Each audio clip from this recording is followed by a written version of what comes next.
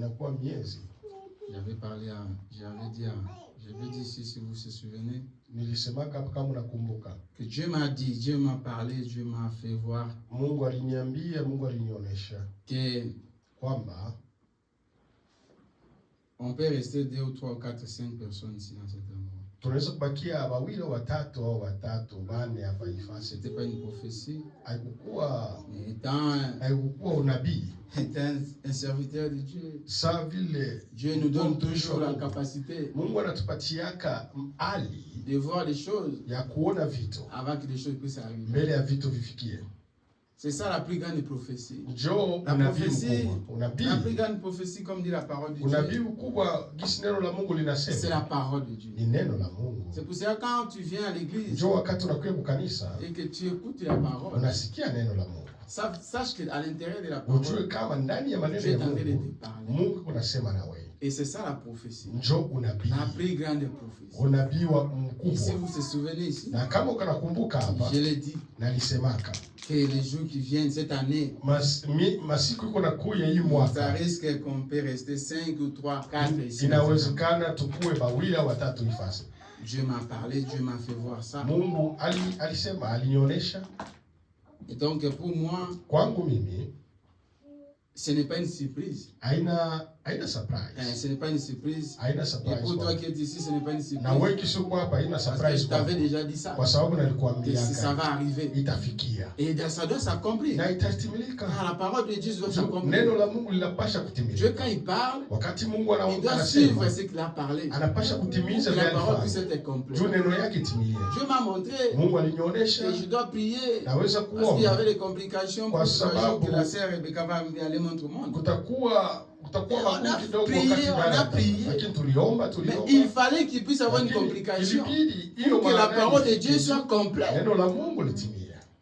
Parce que Dieu, quand il parle, quand il montre quelque chose, quand il oriente quelque chose, ça doit se manifester. Si ça ne se manifeste pas, ça veut dire que cette vision, cette révélation, ça ne venait pas de Dieu. Mais si ça venait réellement de Dieu, ça doit s'accomplir et après Dieu va intervenir. C'est comme ça que Dieu agit. Donc il montre la chose et cette chose doit s'accomplir. Et Dieu doit maintenant intervenir parce que vous avez avancé le diable. Vous avez demandé l'intervention de Dieu. C'est pour cette raison. Quand tu vois une songe, tu vois une vision, Dieu te parle quelque chose et que ça va dans un mauvais sens. La première chose, il faut prier, briser cet esprit. Si ça va dans une mauvaise façon, Dieu te montre que les gens viennent pour tuer frère Laurent. Donc toi tu sais que tu dois faire. Tu dois prier que Dieu cette chose ne puisse pas arriver. Cela veut dire que tu as demandé à Dieu qui puisse aller dans l'action. Alors quand la chose va arriver, Dieu sera au rendez-vous. Parce que tu avais demandé d'intervenir quand tu avais vu ça. Amen. Donc un enfant de Dieu, quand tu vois une vision, tu vois une rêve, tu vois un songe, Dieu te parle. Dieu parle d'une manière ou d'une autre. Je peux venir ici, je suis en train de parler, mais les paroles que je suis en train de parler, ou l'évangile que je suis en train de parler, c'est juste pour toi. Dieu m'a envoyé pour te parler seulement ce jour-là pour toi. Et si tu sens que c'est pour toi, kuelekea wewe, ni kusema Mungu anasema na wewe, pale ndio unasema Mungu unaniona, unifanyizie neema juu nitoke mwa dunia, niendelee na neno lako, niache hii dhambi et que je puisse te suivre na nikufuate. Et donc ni kusema j'avais dit ici, nalisema hapa, vous étiez ici, c'était ce jour-là. Laurent était là. Vous étiez ici ce jour-là. Je vous ai dit. C'était le début de l'année. J'ai dit que cette année, Dieu m'a dit. Mungu aliniambia. Et je sens dans mon cœur. Na nasikia ndani ya roho yangu. Tutabakia tu watu wawili au watatu. Cela va pas nous empêcher. Na hiyo haiwezi kutuziwia écouter la parole. Kusikia neno. À suivre la parole. Kufuata neno. À vivre la parole. Kuishi neno la Mungu. Car nous n'avons pas cru pour les gens. Kwa sababu hatukuamini juu ya watu. On ne croit pas à la parole pour les gens.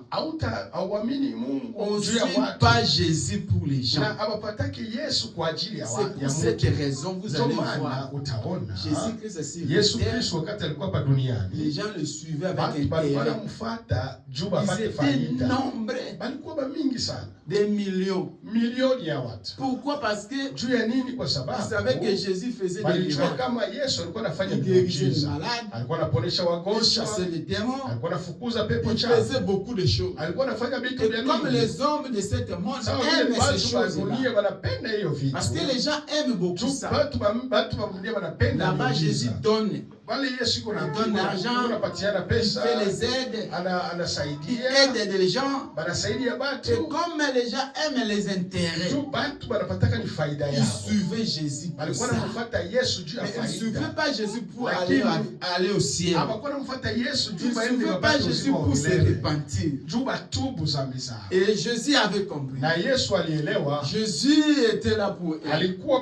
Il a donné à manger. Ils avaient faim. Alors qu'ils étaient de nombreuses personnes. Jésus a multiplié le pain, a multiplié aussi le poisson, et il a donné à manger. Ceux qui étaient malades, Jésus l'a guéri. Ceux qui avaient des problèmes, ils ont eu des prophéties. Ceux qui manquaient d'argent, Jésus l'a donné. Mais ce n'était pas arrêté là. Parce que Jésus savait qu'il venait avec un intérêt. Ne crois pas à la parole de Dieu avec un intérêt. C'est ce que j'avais dit hier. Beaucoup de serviteurs de Dieu, beaucoup de pasteurs, de prédicateurs viennent prêcher pour chercher l'argent. Viens prêcher pour que Dieu puisse se bénir. Il ne vient pas servir les chrétiens. Quand tu viens servir Dieu, tu n'as pas besoin d'argent, mais tu fais les œuvres du Père. Et c'est le Père qui va te payer. Mais si tu viens pour l'argent, tu seras déçu parce que quand l'argent ne sera plus là, tu vas abandonner.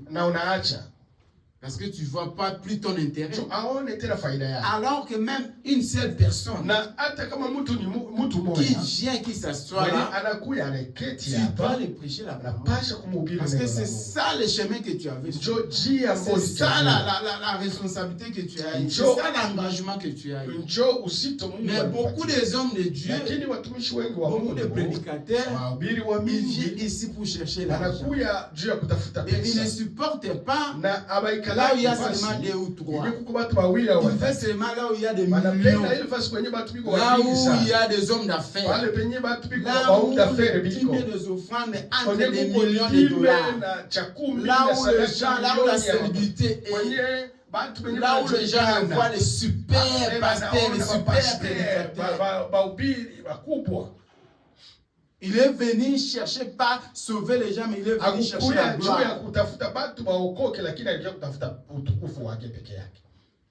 Alors que la Bible dit, 2 ou 3 se réunissent en mon nom, et Jésus avait compris. Et ce que Jésus a fait à l'après, il a dit, vous m'avez suivi, c'est bien. Je vous ai donné tout ce que vous avez. Maintenant, la plus grande chose, c'est boire mon sang et manger ma chair. Les pharisiens ont dit maintenant, ça c'est tu es malade. Comment on peut boire ton sang et on peut manger ta chair? C'était l'évangile le plus dur. Ils n'ont pas supporté. Là où la vraie parole de Dieu sort, là où l'évangile pire sort, c'est toujours difficile. Et les gens ne supportent pas. Là où on parle de la vérité, là où on te dit répands-toi change ta vie. Suivez Dieu. Soyez sincère. Arrêtez le mensonge. Arrêtez les débauches. Arrêtez la convoitise. Arrêtez l'orgueil. Arrêtez la pudicité. Les gens n'aiment pas. Les gens veulent. Là où on dit,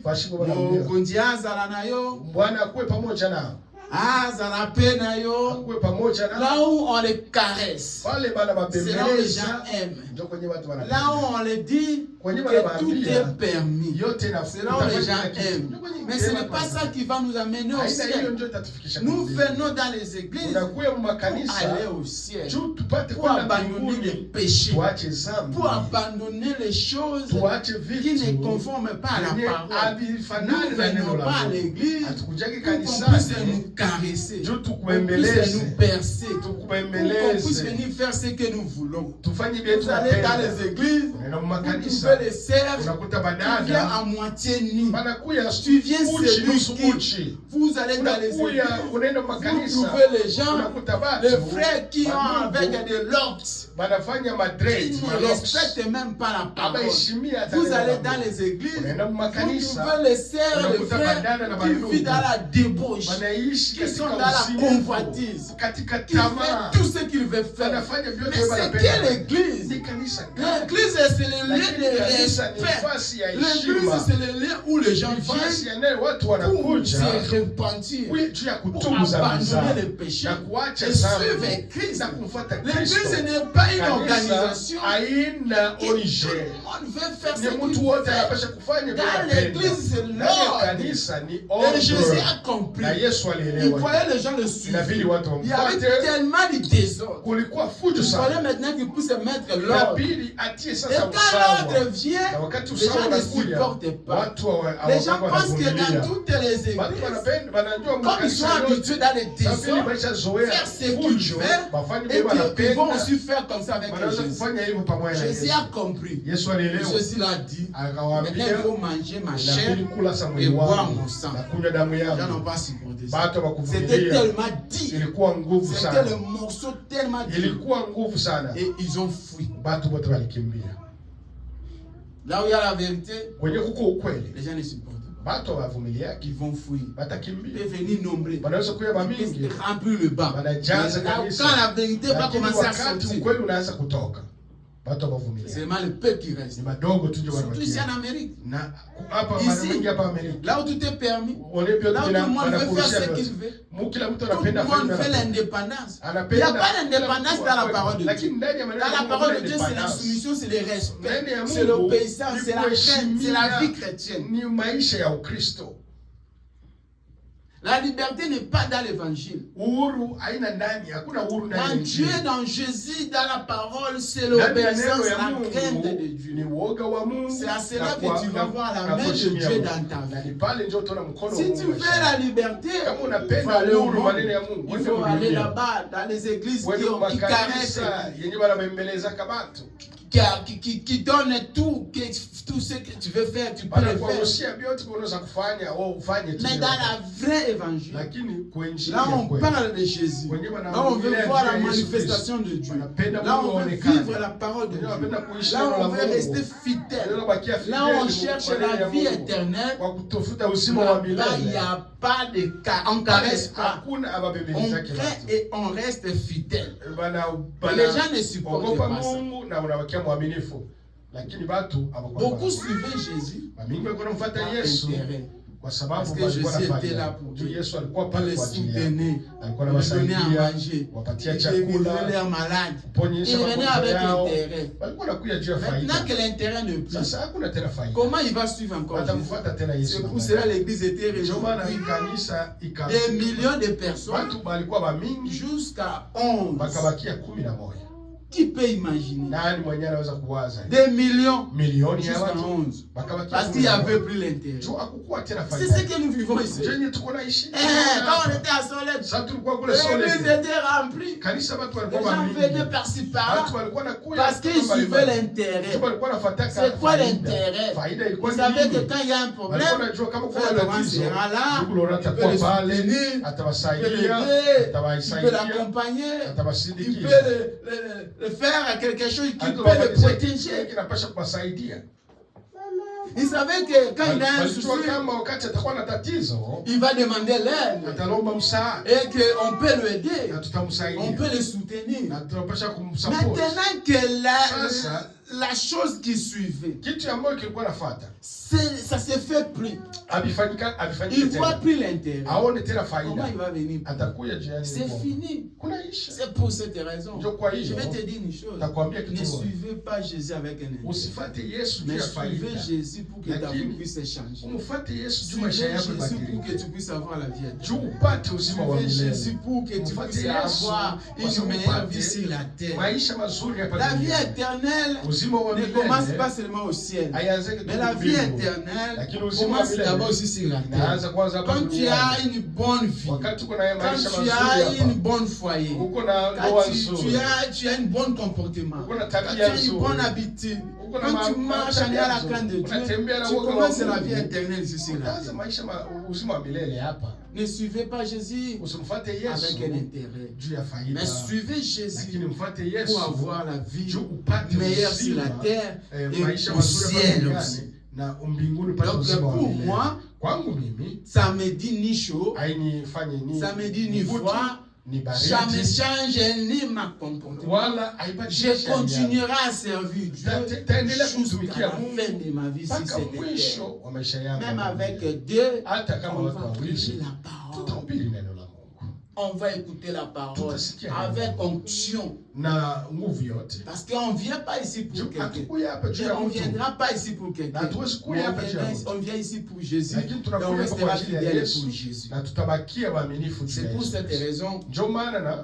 Quand nous voyons tout ce qui se passe aujourd'hui, dans le monde que nous vivons aujourd'hui, dans cette étape que nous vivons aujourd'hui, dans la période que nous sommes aujourd'hui, nous devons toujours tirer l'alarme et comprendre. Un vrai chrétien est un enfant de Dieu.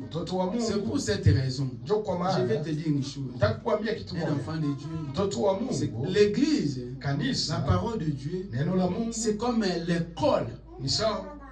Quand tu vas à l'école, tu écoutes ou tu suis vraiment les cours. Tu seras bien enseigné. Et tu vas comprendre aussi l'âge et le temps que tu vis sur la terre. Et c'est difficile de cet enfant pour s'échouer. Parce qu'il va à l'école régulièrement. Il suit vraiment les enseignements régulièrement. Mais toi qui ne vas pas à l'école, tu ne comprends rien. Et c'est difficile de comprendre le temps que tu vis comme un chrétien et l'âge que tu vis comme un enfant de Dieu. Parce que il y a toujours un âge que nous vivons. Il y a toujours une saison que nous sommes en train d'accompagner. Et comme un enfant de Dieu, tu dois comprendre quelle saison nous sommes, quel âge que nous vivons. Mais pour comprendre ces choses, il faut vraiment être un enfant ou un écolier qui va chaque année à l'école ou à l'église. Mais toi, qui ne suit pas les enseignements, qui ne va pas régulièrement à l'église, qui ne va pas régulièrement à l'école, comment tu vas comprendre les choses de Dieu et les enseignements et l'âge que nous vivons? Comment tu vas comprendre? Tu vas seulement qui boude, tu ne comprends rien. C'est pour cela aujourd'hui on te voit chrétien. Un mois, 2 mois, tu disparais. Et tu ne comprends pas même pas pourquoi tu as crié, pourquoi tu suis Jésus, pourquoi la parole de Dieu. Tu ne comprends rien. C'est pour cette raison, cette dimanche, Dieu a mis dans mon cœur. On puisse parler de l'âge de Laodicée. C'est quoi l'âge de Laodicée? L'âge de Laodicée, c'est l'âge que nous vivons. C'est cet âge que nous vivons. Et en regardant tout ce qui se passe aujourd'hui, étant les enfants de Dieu, nous devons comprendre quel âge que nous vivons, quelle saison que nous sommes. tuko mkipindi tu dois comprendre pour que tu puisses garder ta foi et ta foi puisse être forte. Tu dois comprendre quelle saison que nous sommes, quel âge que nous sommes en train de vivre. Et nous, aujourd'hui, nous sommes dans l'âge de Laodicée. Nous sommes dans l'église de Laodicée aujourd'hui. Et nous devons, tu dois être un chrétien comprendre qu'est-ce que l'âge, qu'est-ce que l'église de Laodicée. Et donc, dans le sujet d'aujourd'hui, ces derniers temps, par la grâce de Dieu, cette semaine, cette mois, par la grâce de Dieu, on va essayer de voir qu'est-ce que Laodicée, qu'est-ce que l'âge de Laodicée. Par la grâce de Dieu, on va décortiquer ça lentement ici. Ça va t'aider dans ta foi, dans ta vie chrétienne, de comprendre l'âge que tu vis et la saison que tu vis. Ça signifie quoi pour garder ta foi et rester fidèle à la parole de Dieu. Parce que si tu ne comprends pas l'âge que tu vis, tu ne vas pas aussi comprendre la saison que nous sommes et où nous allons. Pour comprendre toutes ces choses, il faut comprendre d'abord l'âge, la saison et où nous allons. Qu'est-ce que Laodicée? Qu'est-ce que signifie Laodicée? Laodicée, c'est comme la Bible dit dans l'Ancien Testament, Laodicée, c'était comme une ville, un pays comme l'Amérique. C'est comme en Amérique. Parce que je vais te dire une chose. Quand Dieu a décidé de détruire Sodome et Gomorrhe, Dieu n'a pas détruit toute la terre, toute l'étendue de la terre. Dieu a détruit seulement cette ville-là qui s'appelait Sodome et Gomorrhe. Mais il y avait d'autres villes qui étaient restées. Mais la colère de Dieu était montée contre la vie de Sodome et Gomorrhe. C'est pour cela que vous allez voir que les anges sont passés même à Abraham. Pour aller détruire Sodome, ils ont passé par Abraham. Ça veut dire qu'il y avait d'autres villes. Mais Sodome et Gomorrhe étaient détruits. Maintenant, à l'âge de Laodicée, c'est quoi Laodicée? Laodicée, c'est différent avec Sodome et Gomorrhe.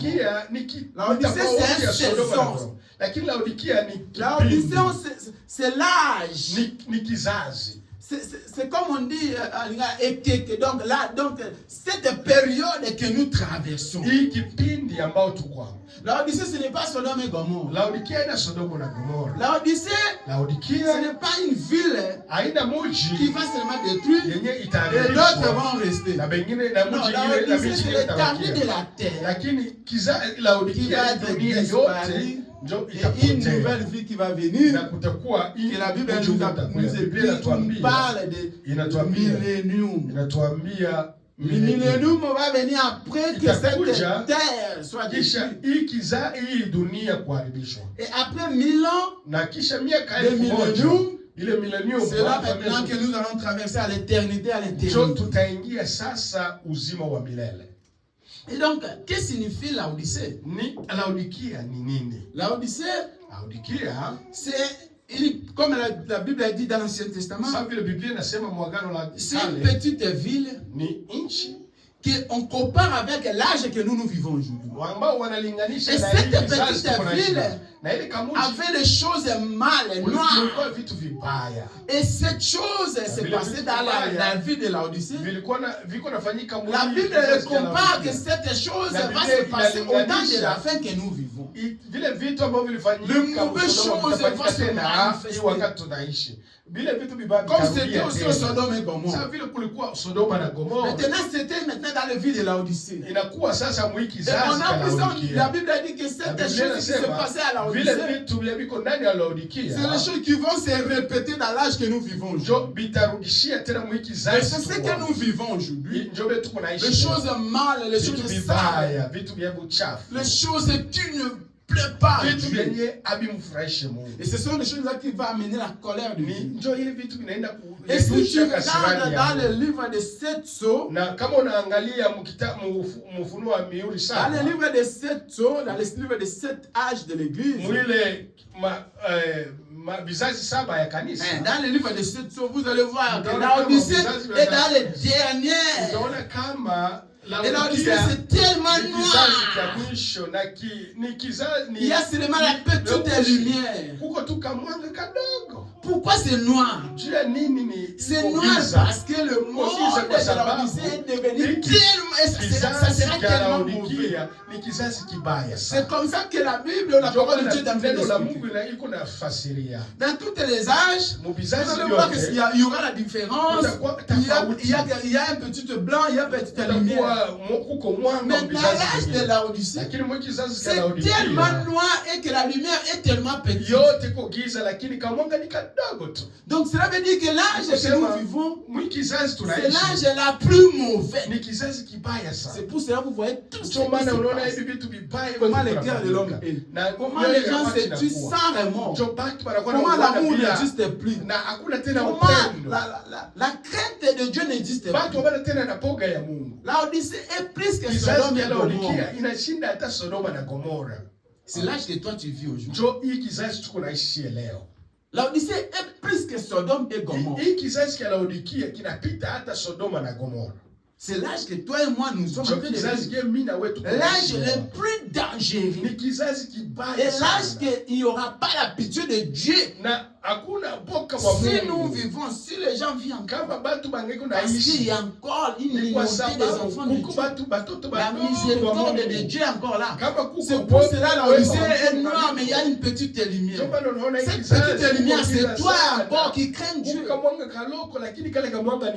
toi encore qui as cette petite amour. C'est toi qui as encore la crainte de la parole de Dieu. C'est toi qui vis encore en ayant la crainte de Dieu. C'est ça cette petite lumière qui est dans Laodicée. Mais Laodicée en totalité, c'est tellement noir. Ce qui veut dire que l'âge est le plus mauvais. C'est pour cette raison que vous allez voir, les gens n'ont plus la crainte. Le mauvais cœur est devenu une vie pour les gens. Pour faire quelqu'un du mal, c'est ça dit rien. Pour aller consulter les sorciers, ça dit rien. La sorcellerie est devenue maintenant quelque chose de normal. L'homosexuel ne parle même pas. Les choses que Dieu a tué Sodome. Aujourd'hui est devenu une vie. Il est devenu une vie. Quelqu'un vient de dire comme ça que moi je suis homosexuel. Les choses qui avant, c'est la honte que tu puisses parler ça. Mais aujourd'hui, ça devient normal. Les gens commencent à s'habituer à vivre ça. Pourquoi? Parce que nous sommes dans les temps des plus mauvais. Frère, c'est si tu n'as pas la vie de prière, et que tu ne comprends pas l'âge que tu vis, nous sommes dans l'âge le plus dangereux. Que la Bible dit, les cœurs des enfants va aller au père. Le cœur de père va retourner aux enfants. Très, très dangereux. Même la femme et l'homme, s'ils la même lit, la même maison. Mais la femme veut que l'homme puisse mourir pour que lui puisse rester avec elle. C'est l'âge que nous vivons. L'âge le plus mauvais. La personne que toi tu appelles ton frère. Dans le sang, dans la kila. Le frère qui... Ce n'est pas un frère de l'église, non. Ton frère propre, même papa, même maman. Il est prêt à te tuer pour qu'il puisse rester avec la maison de Dieu. C'est l'âge que nous vivons. L'âge le plus diabolique. C'est pour cela qu'elle est tellement noire. gize sana. Tu peux imaginer que la femme que Dieu a épousée, unaweza kuwazia mwanamke mmoja que vous partagez l'une même, vous avez des enfants, mko na watoto, mais il est prêt à te tuer pour que lui puisse rester tayari akuwe juu abaki na vitu, abaki na nyumba. Et il se sent heureux de ça. Na anafurahia kuwa hivyo.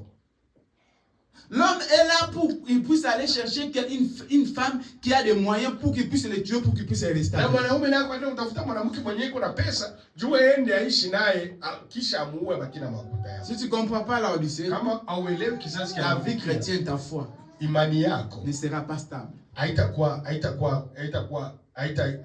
tu n'es pas enseigné de la Odyssée, kama abakufundisha ta foi chrétienne ne sera pas assis dans la parole. Parce que c'est le moment, le temps le plus dangereux. Que tu ne peux même pas faire confiance à quelqu'un. Oh, celui-là, c'est vraiment ma meilleure amie. C'est vraiment moi je mange, lui mange. C'est lui qui va te tuer. C'est la Odyssée. Donc la Odyssée, c'est le moment le plus mauvais. Sodome et Gomorrhe, c'est rien, frère. Sodome et Gomorrhe, hamuna kitu. Mais imaginez-vous que Dieu a détruit Sodome et Gomorrhe. Combien plus fort la Odyssée?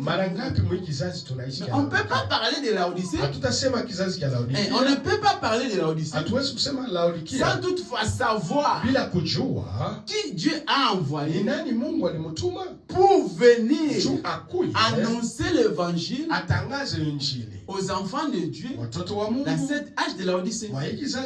Donc tu dois d'abord savoir la première chose. Pour comprendre la Odyssée, il faut identifier d'abord le message que Dieu a envoyé de cet âge de la Odyssée. Et qui est ce messager que Dieu a envoyé de cet âge de la Odyssée? Donc tu ne peux pas croire ou comprendre la Odyssée sans toutefois identifier les prophètes que Dieu a envoyés dans l'âge de la Odyssée. Et si tu ne comprends pas et tu n'as pas identifié les prophètes que Dieu a envoyés de la Odyssée, tu ne comprendras pas la Odyssée et tu ne seras pas sauvé à la Odyssée.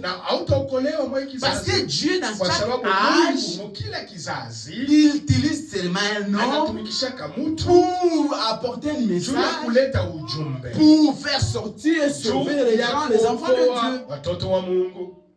Maintenant, toi, pour comprendre la Odyssée, tu dois d'abord identifier qui est le prophète que Dieu a utilisé. Parce que Dieu ne travaille pas seul, il utilise toujours les gens. Dieu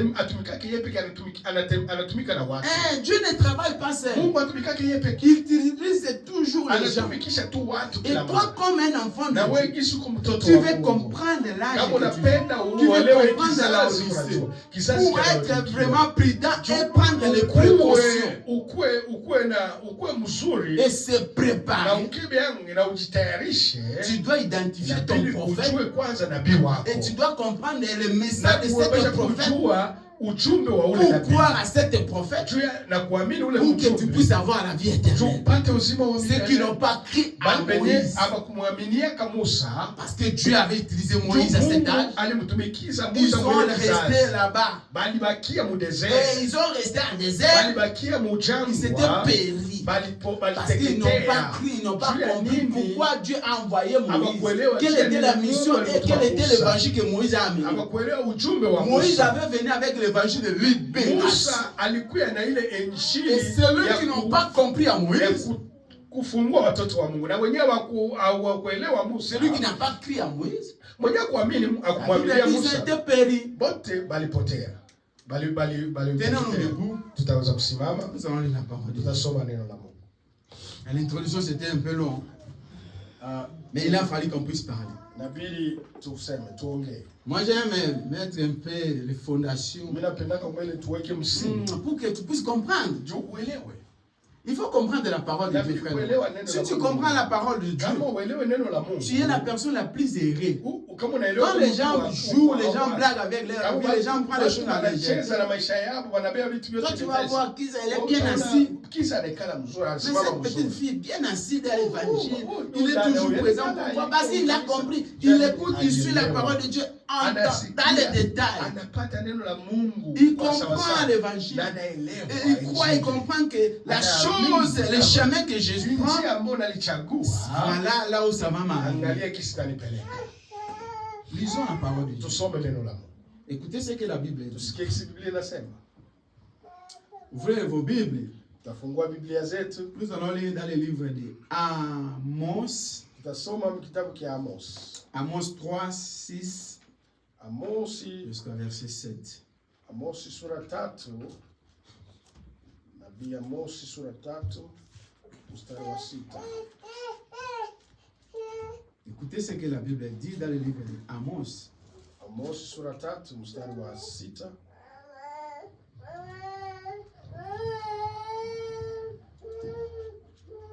Amos verset 3.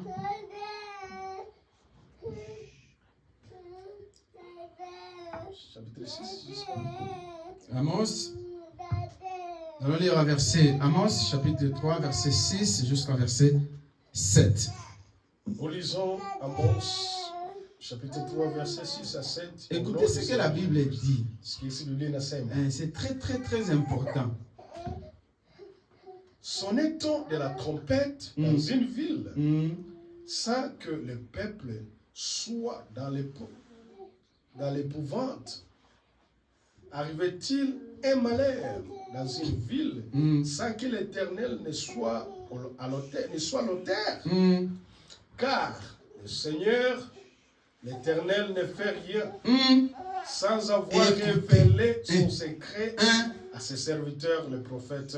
Amen. Amen. Veuillez vous asseoir. Que Dieu vous bénisse. Que Dieu bénisse sa parole. La Bible dit. La Bible est claire. L'évangile est clair. Et la Bible dit, est-ce que Dieu peut faire quelque chose sans annoncer ses enfants? Ça, c'est la première étape. Dans le verset 6. D'abord, la Bible pose la question. Est-ce que Dieu peut faire quelque chose sans qu'il puisse informer ou annoncer ou parler à ses enfants? Et dans la deuxième partie, dans le verset 7, la Bible dit que Dieu ne fait rien. Frère, c'est Dieu ne fait rien et rien sans avoir révélé ce qu'il va faire à ses serviteurs. Qui ses serviteurs? Des prophètes. Et donc, pour comprendre l'Odyssée, tu dois d'abord identifier qui est le prophète de l'Odyssée, que Dieu a donné la responsabilité de venir avec un message pour annoncer. Parce que si tu ne comprends pas, tu n'identifies pas le prophète, ça sera difficile à toi d'être dans le bon chemin. C'est pour cela que les gens sont dans les désordres. Parce qu'ils ne comprennent d'abord pas l'âge que nous vivons. Ils ne savent pas quel est le prophète que Dieu a envoyé dans cet âge pour qu'il puisse apporter un message. Mais allez dans la parole de Dieu. Dans l'Ancien Testament. Quand Jésus, quand Elohim est venu pour annoncer, pour venir détruire Sodome et Gomorrhe, la Bible dit dans l'Ancien Testament qu'il a fallu que Elohim et ses anges puissent d'abord passer Abraham, qui était le prophète de Dieu dans cet âge-là pour lui annoncer. Donc Dieu ne pouvait rien faire. Non, Dieu ne détruit pas sans toutefois prévenir. C'est pour cette raison tu es assis là. On est en train de te prévenir. Maintenant, si toi-même tu n'appliques pas, ce n'est pas le problème de Dieu. Parce que tu étais prévenu. Tu écoutes la parole. Dieu te parle. Répands-toi. Laissez le péché. Laissez la sorcellerie. Laissez la débauche. Laissez la magie. Laissez l'incrédulité. Laissez la haine.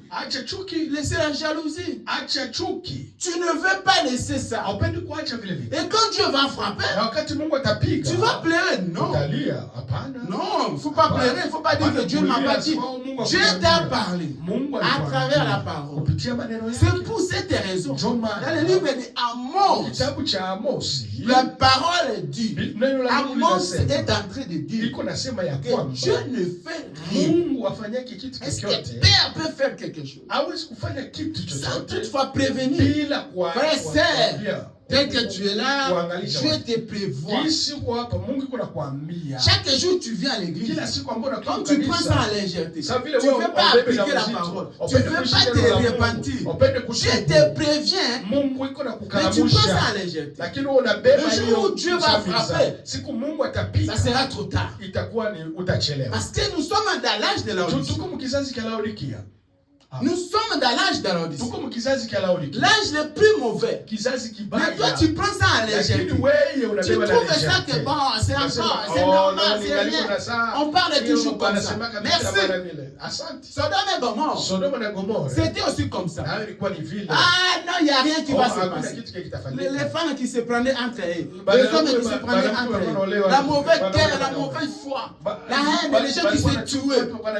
Ça s'est passé comme ça. Il n'y avait plus l'amour. L'incrédulité régnait. Toutes ces choses se passaient. C'était comme ça. Il n'y a rien qui va se passer. Ils s'habituaient dans cette ville. Ils croyaient que tout se redémarrait. Mais il y avait un jour. Il fallait que Dieu puisse descendre à travers. Il vient toujours à travers. Et Dieu ne fait rien sans toutefois prévenir. Il vient toujours à travers. Et il fallait qu'il puisse venir à travers un corps qui s'appelait Elohim, accompagné de 2 anges. Mais pour arriver à Sodome, il fallait qu'il puisse venir souffler son serviteur. Frère, sœur, ne prenez pas la parole de Dieu comme une amitié, comme quelque chose que tu t'habitues. On ne s'habitue pas avec Dieu. Dieu te parle chaque jour. Répands-toi, laisse le péché, laisse les mauvaises choses. Je vais frapper. Je vais frapper. Oh, ils nous ont dit depuis 2000 ans jusqu'à aujourd'hui. Dieu est toujours miséricordieux. Il est toujours patient. Il est toujours... Dieu a toujours un grand cœur. Il t'attend toi de te repentir. Il t'attend toi d'abandonner la sorcellerie, de magie, les mauvaises choses, les mauvaises choses que tu fais. Tu sais les choses que tu fais. Mais Dieu attend toujours. Il te donne toujours l'opportunité d'abandonner et de suivre Christ pour avoir la vie éternelle. Nous allons parler ici les milléniums. Nous allons parler de ça. Frère, sœur, qu'est-ce qui s'est passé? Elohim est venu. Il a soufflé. Il a parlé à Abraham. Je vais aller détruire cette ville. Parce que la saleté, le désordre, les mauvaises choses sont montées. Mes yeux ne puissent se lever plus. Et Abraham a intercédé. Abraham était comme le Saint-Esprit de son neveu Lot qui était là-bas. Le Saint-Esprit de l'autre, c'était Abraham. La Bible dit Abraham a intercédé pour l'autre et ses enfants. Qui va intercéder pour toi? Qui va parler dans ta place?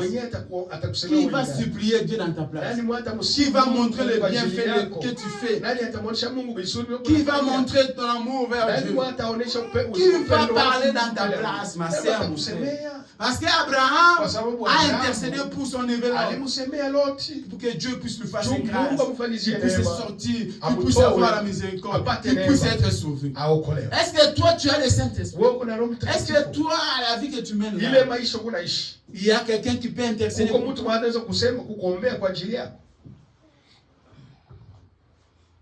Tu ne peux pas comprendre la Laodicée si tu ne comprends pas quel est le prophète que Dieu a envoyé dedans.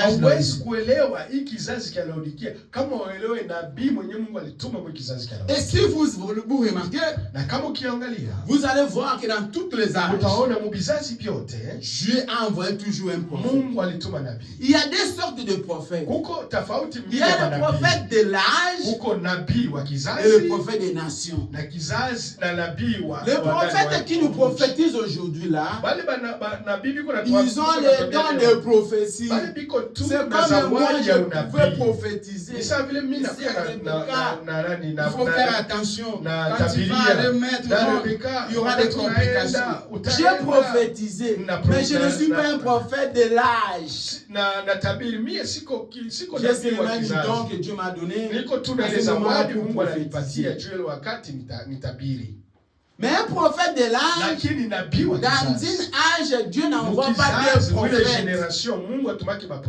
Et comme nous sommes à l'âge de la Laodicée, Dieu doit envoyer un prophète. Et toi, tu dois avoir la révélation. Ce qui tue les gens aujourd'hui, frère, ce manque de la révélation. C'est pour cela le monde est dans la confusion totale. Et cette révélation, Dieu fait grâce seulement aux enfants de Dieu, aux prédestinés, pour comprendre qui est le prophète de l'âge. Parce que nous tous, et les pentecôtistes, et les libériens, et les luthériens, et les catholiques, et les protestants, nous lisons ça. Mais pour comprendre, ça devient une autre chose. C'est que je suis en train de parler. Ça s'écrit ici dans la Bible. Catholique, protestant, libérien, l'église de réveil. Nous tous nous lisons ça. Mais l'explication maintenant, la compréhension, il faut que Dieu te fasse grâce pour comprendre que nous sommes à l'âge de la Laodicée. Il nous faut un prophète. Maintenant, pour identifier ce prophète, il faut que Dieu te fasse grâce. Tu ne peux pas comprendre l'âge que tu vis si tu ne comprends pas le prophète que Dieu a envoyé. Et ce n'est pas un prophète ordinaire, c'est un prophète majeur. Qui est prophète majeur? Celui qui est prophète majeur, c'est quelqu'un qui parle des choses qui vont venir, des choses qui vont y arriver. Pas celui qui prophétise pas parce que maman est malade. Non. Ça c'est un don de prophétie. Maman est malade, ça c'est un don de prophétie. Il prie pour toi, il voit les sons. Ça c'est un don. Mais un prophète majeur, c'est quelqu'un qui incarne une génération. Sont qui ces prophètes-là? Si nous prenons dans l'Ancien Testament, je vais vous citer quelques prophètes de majeur. Enoch, c'était un prophète majeur qui incarnait sa génération. Moïse, c'était un prophète majeur qui incarnait toute une histoire, une génération. Pendant 40 ans, il a régné comme un prophète. Pas un prophète qui parle de frère Laurent, tu as l'estomac, les tensions. Non, un prophète qui voit les gens qui vont arriver et qui s'accomplit. Noé, un prophète majeur. Parce que Noé a incarné toute une génération qui a coulé dans l'eau.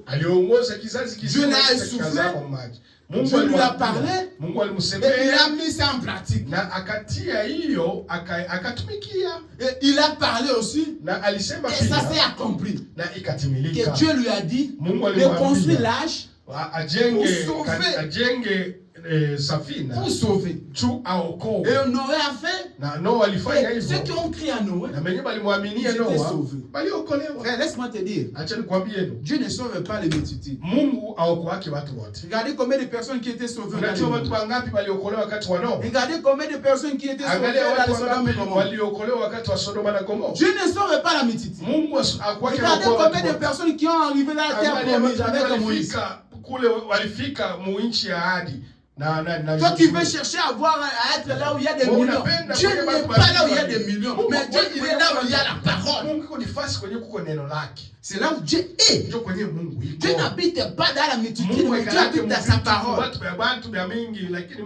Noé était là seulement, lui, sa femme et ses enfants, et la femme de sa femme avec les chiens. Sodome et Gomorrhe, 4 seulement. En chemin, ils ont resté 3. Combien ils ont entré dans la terre promise? Avec Moïse. La petite minorité. Mais ils ont sorti des millions. C'est un frère. Dieu n'habite pas dans l'abondance, mais Dieu habite dans la qualité, dans la parole. Et là, une autre prophète majeur, c'est Jean. J'ai incarné la venue du Christ. Et venu annoncer la venue de Jésus. J'ai incarné toute la génération. À tel point que Jésus lui-même lui a dit, mais toi, c'est toi qui dois me baptiser. Toutes les périodes avant que Jésus puisse venir, il a fallu que Jean puisse être là pour élaborer, arranger, préparer le chemin. C'était un prophète de cet âge. Un prophèète majeur. De tous ces gens que je suis en train de parler, ce sont les prophètes majeurs.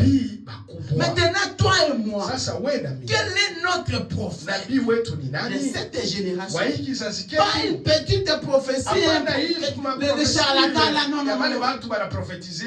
Ils cherchent à soutirer l'argent des gens dans la poche.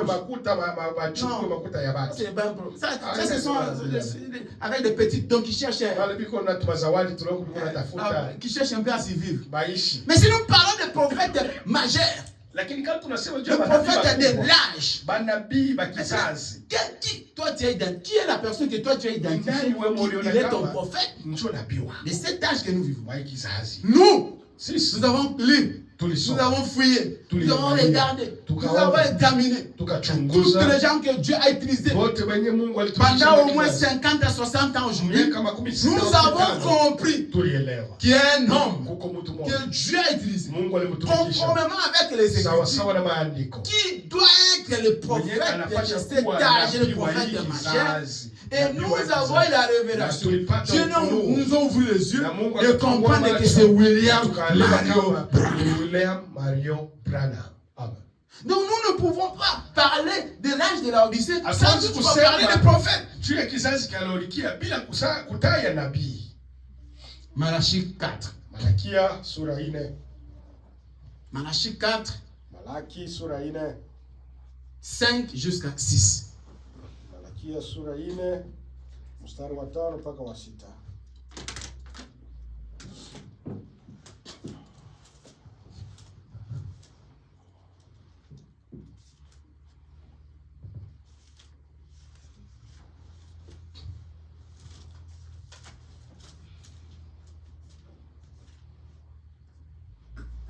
Nous sommes en train de mettre une grande fondation. Et puis, dans la grâce de Dieu, on va commencer à parler ça en détail et en profondeur. Laodicée, c'est quoi Laodicée? Mais nous devons d'abord identifier le prophète. Nous devons identifier, l'envoyer, le message. C'est qui cette personne? Parce que ceux qui ont identifié Moïse, ils ont respecté, ils ont crié à Moïse. Ils ont compris que c'est lui le libérateur. C'est lui le messager de Dieu. Celui qui va les conduire jusqu'à l'éternité. Ils n'ont pas été perdus. Mais ceux qui n'ont pas identifié, ils étaient dans la confusion. Et ils étaient perdus. Alors nous aujourd'hui, nous devons d'abord, avant de parler de Laodicée, les choses qui se passent à Laodicée, qu'est-ce qui est Laodicée? Nous devons d'abord identifier le prophète. Malachie chapitre 4, versets 5 à 6. Voici, je vous enverrai élu le prophète, avant que le jour de l'Éternel arrive, ce jour grand et redoutable. Verset 6. Il ramènera le cœur des pères à leurs enfants, et le cœur des enfants à leurs pères, de peur que je ne vienne frapper les pays d'interdit. Amen. Amen. Et c'est clair. Voici, je vous enverrai. Élie le prophète, avant que le jour du Seigneur arrive, avant que je puisse frapper, je prendrai le cœur d'enfant et je le mettrai au père. Et je prendrai le cœur du père, je le mettrai aux enfants. Je vais t'expliquer, je vais te décortiquer. Qui disent, je prendrai le cœur des enfants et je le mettrai au père. Et je prendrai le cœur du père, je le mettrai aux enfants. Je vais t'expliquer ça.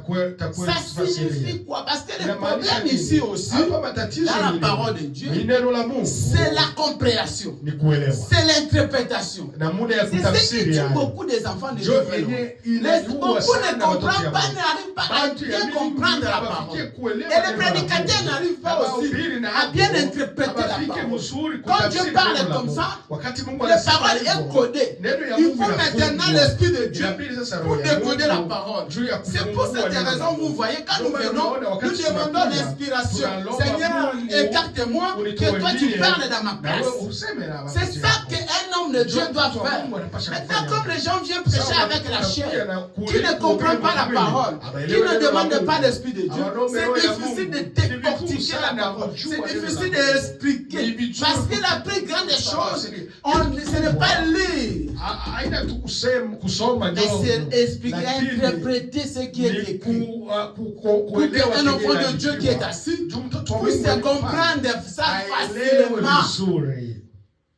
Je prendrai le cœur de père, je le mettrai aux enfants. Je prendrai le cœur des enfants, je mettrai ça au père. Ça signifie quoi? Qu'à cet âge que nous vivons, aujourd'hui, ce sont les petits enfants qui comprennent bien la parole de Dieu. Qui est le vieux papa là. Pourquoi ça? Parce que les vieux papas, ils sont restés fermés dans la compréhension humaine. Et comme Dieu dit dans sa parole, laissez les petits enfants venir à moi, car le royaume des cieux est à ceux qui doivent être comme les petits enfants. Maintenant, comme les grandes personnes, au moins je suis docteur. Au moins je suis théologien. Au moins je suis spécialiste. Au moins je suis étudiant. Je comprends bien depuis des années je suis là. Ce que vous parlez là, ce sont des par-là, par-là. Ce n'est pas ça ce qui va arriver. C'est ça ce qui fait qu'il puisse apporter l'incrédulité au Père. C'est ça qui fait que le papa puisse être dans l'incrédulité.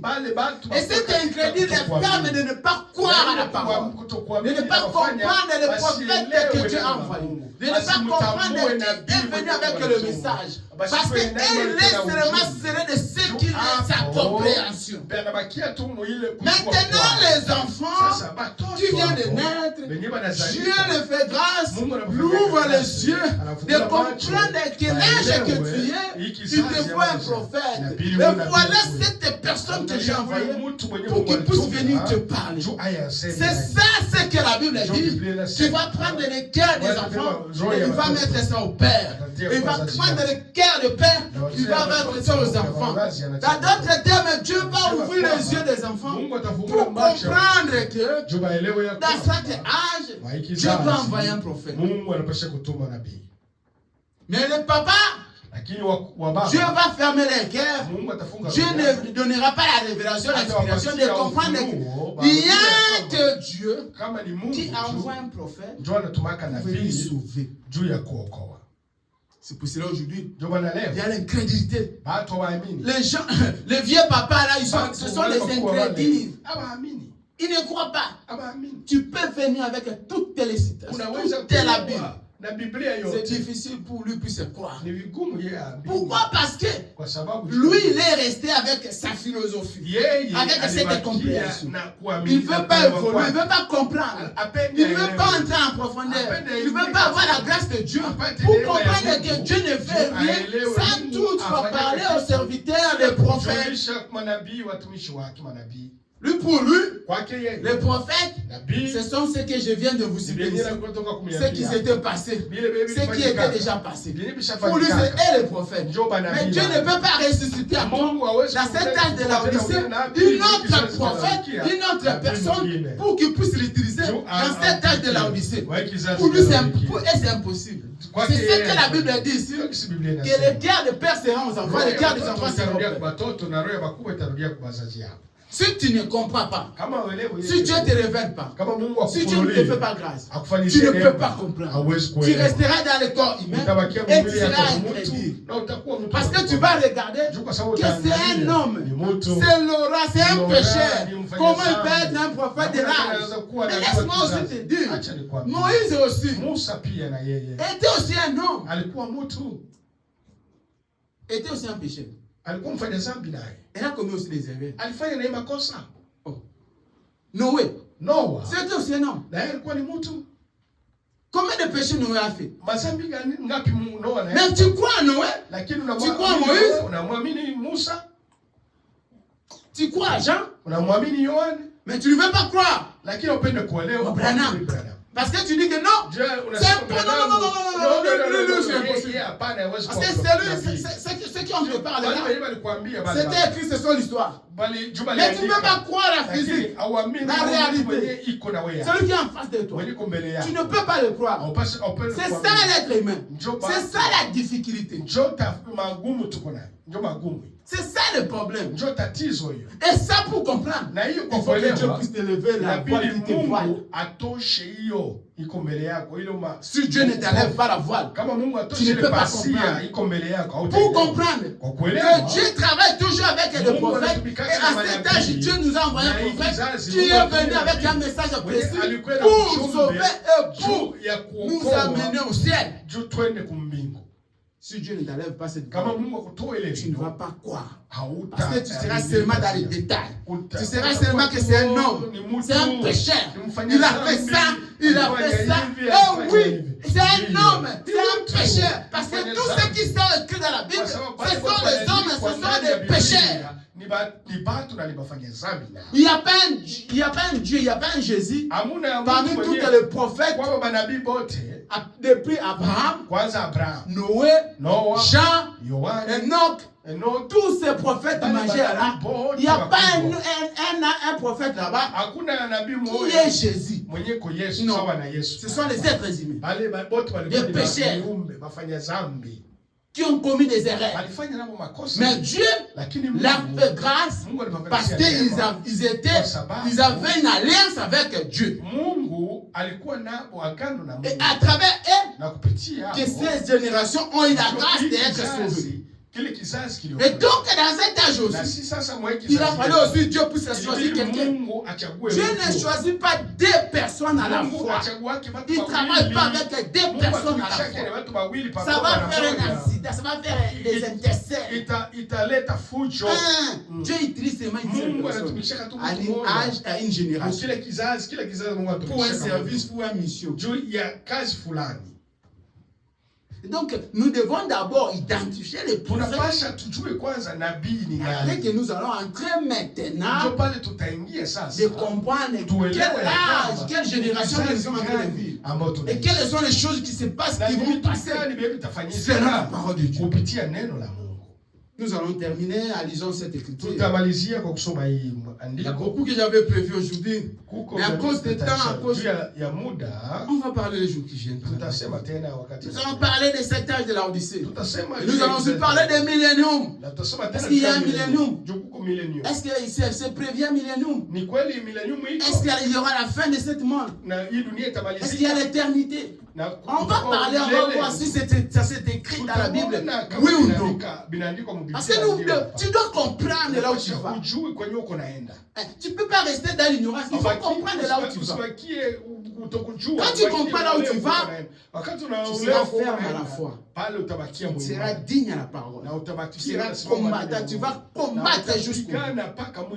Qu'est-ce qui fait que les gens abandonnent parce qu'ils ne savent pas où tu vas. Il vient seulement parce qu'il ne comprend pas. Il n'a pas il n'était pas enseigné de comprendre vraiment l'évangile. Est-ce que réellement il y a une union? Est-ce qu'il y a un fin de cet âge? Est-ce que cette génération passera? Est-ce qu'il y a l'éternité? Mais si tu as enseigné que tu comprends toutes ces choses et que ça s'écrit dans la parole, dans la Sainte Écriture, tu resteras fidèle et ferme et tu gagneras la foi jusqu'à la fin des temps. Lisons la parole. Matthieu 17, 12. Mathayo 17 mstari wa 12.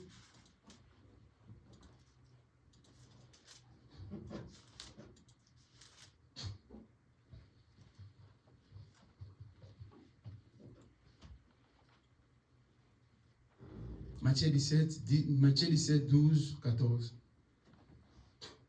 Mais, je vous l'ai dit que Élie est déjà venu, qu'ils ne l'ont pas reconnu et qu'ils l'ont traité comme ils ont voulu. De même, le Fils de l'homme souffrira de leur part. La Bible dit, hein? Mais je vous l'ai dit. Mais Élie est déjà venu. C'est qui Élie? C'est un prophète, c'est un libérateur.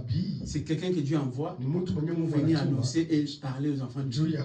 La Bible dit, je vous l'ai dit, Élie est déjà venu. Mais beaucoup ne le croient pas. C'est ce qui se passe aujourd'hui. C'est moi qui Dieu a fait grâce. Il faut aller croire et comprendre. Sache que Dieu a déjà envoyé un Dieu a déjà envoyé un prophète. Un prophète est déjà là, avec un message précis. Il n'y a qu'à toi d'ouvrir ton cœur et de le recevoir et de croire et de suivre. Si tu ouvres ton cœur, tu reçois, tu crois, tu suis. Tu as la vie éternelle. Il n'y aura pas un autre prophète qui dira. Élie est déjà là. La Bible dit que Élie est déjà là. À qui toi tu attends encore? Élie est déjà. Dieu a déjà envoyé quelqu'un avec un message précis dans cet âge. Dieu travaille toujours avec des gens. Il ne peut pas venir depuis cette génération sans toutefois prévenir. Sans toutefois t'annoncer l'évangile. Jean est venu annoncer, repentez-vous. Christ vient. Moïse est venu parler aux enfants d'Israël, préparez-vous, nous allons sortir. Noé a parlé, et venez, ce pays va être englouti dans l'eau. Enoch est venu annoncer la venue du Christ. Branham est venu te dire. Nous sommes à l'âge de la Odyssée. Et cet âge va passer, va être détruit. Et après, il y aura la millénium. Il y a l'éternité. Est-ce que tu as compris? Est-ce que tu as écouté? Est-ce que tu comprends? Est-ce que tu crois? Est-ce que tu comprends que c'est le signe du Seigneur? Ou bien tu es dans l'ignorance? Ou bien tu es encore dans la doute? C'est ce qui tue aujourd'hui les enfants de Dieu. C'est ce qui tue aujourd'hui les chrétiens. Ils sont seulement des chrétiens, mais ils n'ont jamais compris la parole. On n'est pas un chrétien, mais on doit comprendre le chemin que tu vas y aller pour arriver à l'éternité. Nous allons lire un peu Frère Branham.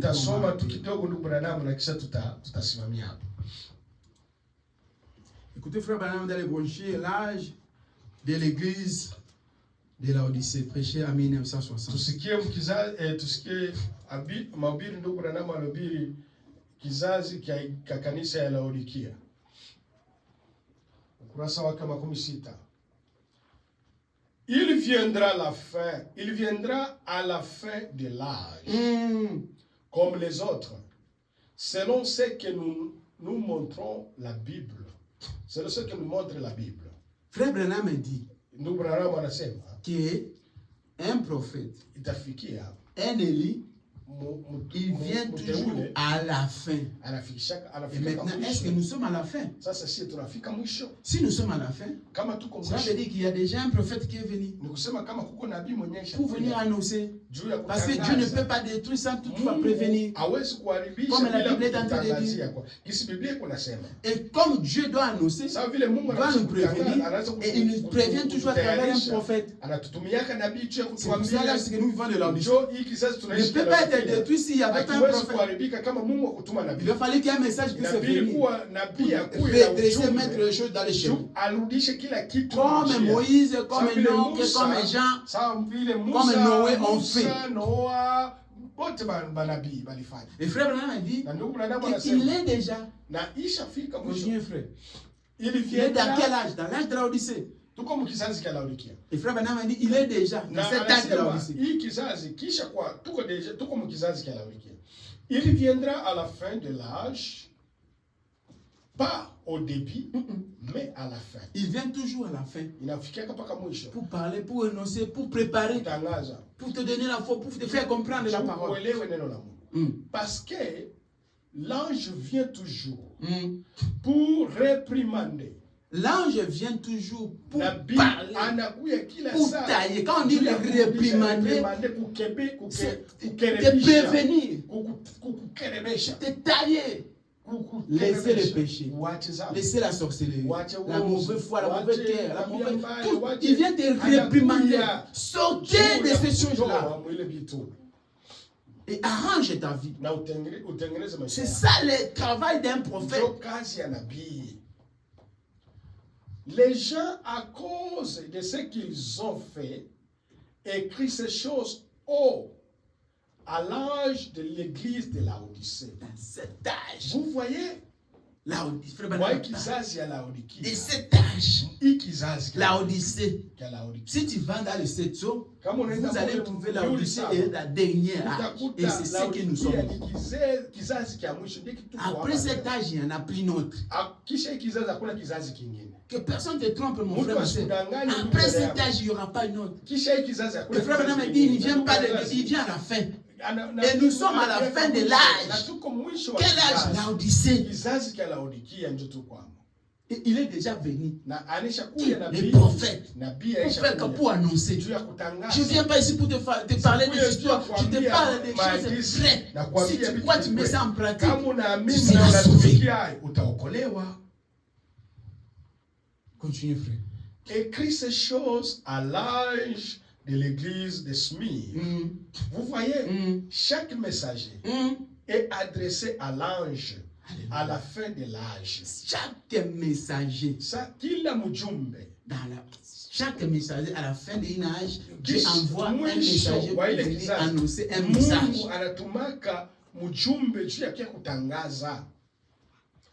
Paul est venu à la fin de l'âge. Toujours à la fin. Pas au début. Pas au début. Il vient toujours à la fin. Pour préparer les enfants de Dieu.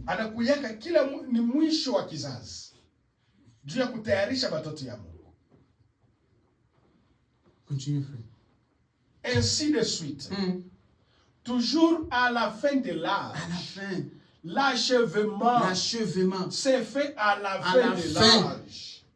Et la fin de l'âge amène un achèvement. Amen.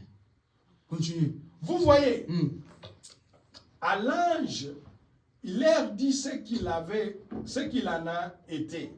Celui-ci s'est chevauché avec celui-là. À l'âge à la fin de cet âge. Vous voyez, il s'achève ici même. Mais l'achèvement fait que cet âge de l'Église soit comme les marches d'un escalier qui monte. Or, cet ange qui vient en ce jour, j'ai noté quelque chose ici. J'aimerais simplement le lire. Mais il sera connu dans la manière, dans la dernière partie de l'âge. Et en étant donné que nous en sommes si proches, si près de cet âge de lumière, Amen. Il est probablement sur terre maintenant. On ne les connaît pas. Frère Branham, donc Branham anasema cet ange, ule malaika, cet prophète, ule nabii, il est déjà probablement si c'est iko tayari hapa dunia, mais nous n'arrivons pas à le reconnaître. Atufikie kumjua. Frère, sœur, le message, la parole est déjà sur la terre. Mais tu n'arrives pas à détecter ça. Tu n'arrives pas à croire. Tu n'arrives pas à vivre. Et comme tu ne veux pas vivre, ce qui va suivre, ce sont les condamnations, ce sont la tribulation, ce sont la fin. Parce que tu n'as pas voulu détecter et comprendre. Mais tu viens, tu écoutes. Mais tu mets l'incrédulité. Tu ne veux pas croire. Tu ne veux pas écouter. Tu ne veux pas comprendre. Tu prends ça dans la misère. Tu prends ça comme tu es en train de t'amuser. On ne s'amuse pas avec la parole. Mais on croit à la parole. Et on dit Amen. Et on suit la parole. Nous ne pouvons pas parler de l'Odyssée. Tu as commencé d'abord à comprendre le prophète que Dieu a envoyé à la Bible. Le frère Branham me dit, il est déjà. Le problème avec toi, c'est que tu n'arrives pas à identifier.